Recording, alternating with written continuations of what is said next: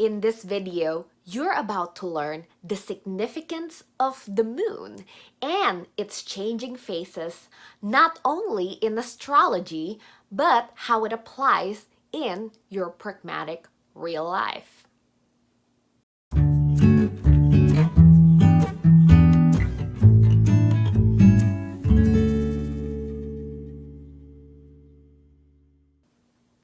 Hi, this is Nisa with VNS Mystery School, and you're watching Cosmic Little Lessons, your adventure every Wednesday to bridge the gap between you and the oracular insights.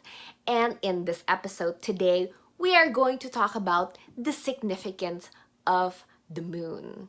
In the previous episode, we talked about the sun and the sheer size, which is the biggest star in our solar planet, and the whole celestial bodies, including us, planet Earth, evolves around the sun. Now, for us though, since everything is in astrology, it is from the Earth vantage point, the moon, it is the closest to us, and therefore only second to the sun that it holds the most important in the symbolism in astrology. Now, here when we talk about the moon, we are talking about the divine feminine, the great mother. This is the source of yin and pretty much what governs our night sky while the sun reigns over the daytime. The moon does not create its own light. It reflects pretty much the sunshine, and it reflects it to us in a different manner that is a lot more intimate. Now, what's really amazing about our life on Earth, if you want to look it up, I love to geek out on this, is the concept of the fine-tuned universe, that life can only exist within narrow fields of interactions between our planetary systems. If there's one axis that shifted, there's no life on Earth, or sometimes no life on solar system. So let's just think about how important, how and amazing that we just exist on planet Earth. Really amazing. Now, the moon in science, as well as the symbolism in astrology, talks about the juncture of life. With no moon, there's no life on Earth. With us, if you have no mom, which is another significations of the moon is your mother, you won't have a life either. Your mother, the great yin, the moon, it is the juncture of your existence.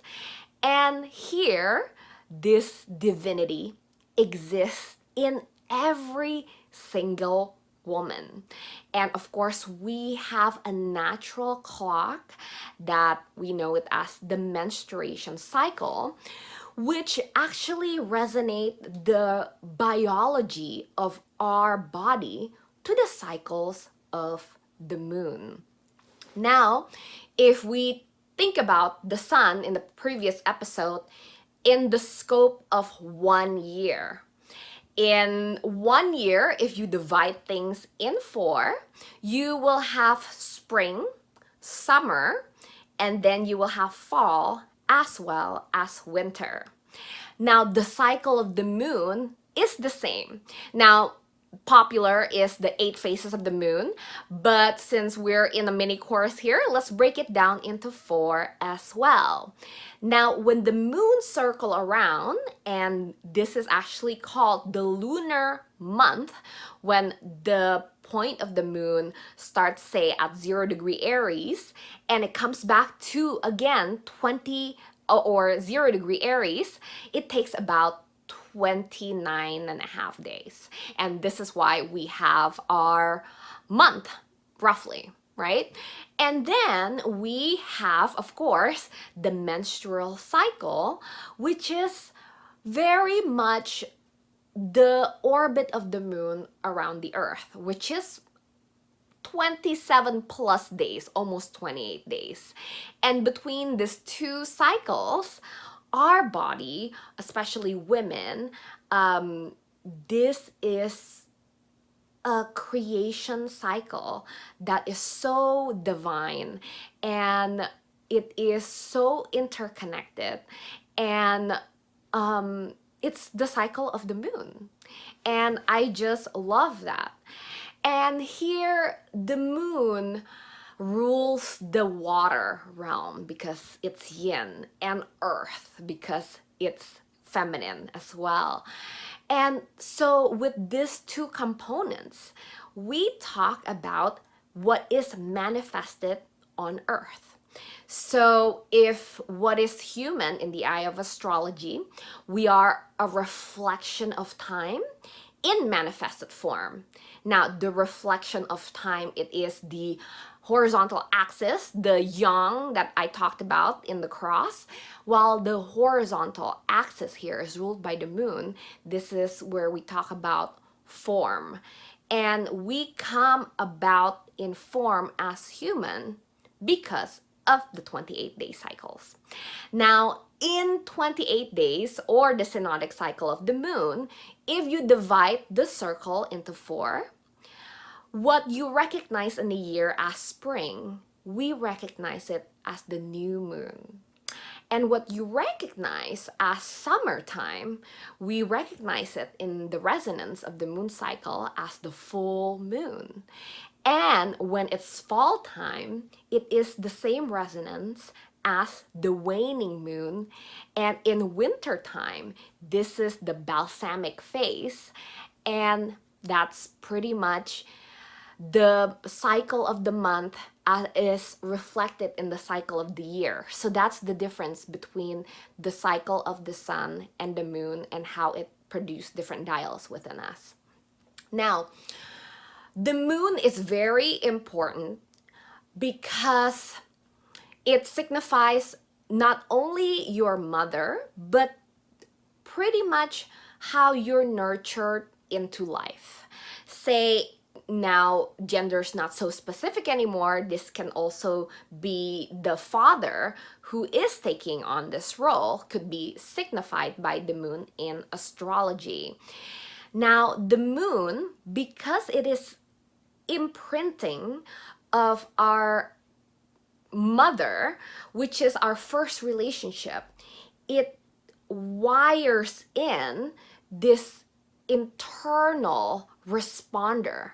So the moon here, it is kind of a microscope to see, what is your emotional response? What is your habits, your likes and dislikes? These never change, but at the same time, this is not matters of spirit. These are just manifested in what we know as this incarnation in life. And further, in our more advanced astrology, we're going to talk about the axis of the moon, the Rahu or Ketu, also known as the North Node and South Node, and how the importance of this conversation reflects why we are incarnate in this lifetime. Now, the moon also talks about what we need, and what we need and our comfort level and what creates security. This is the baseline of intimacy.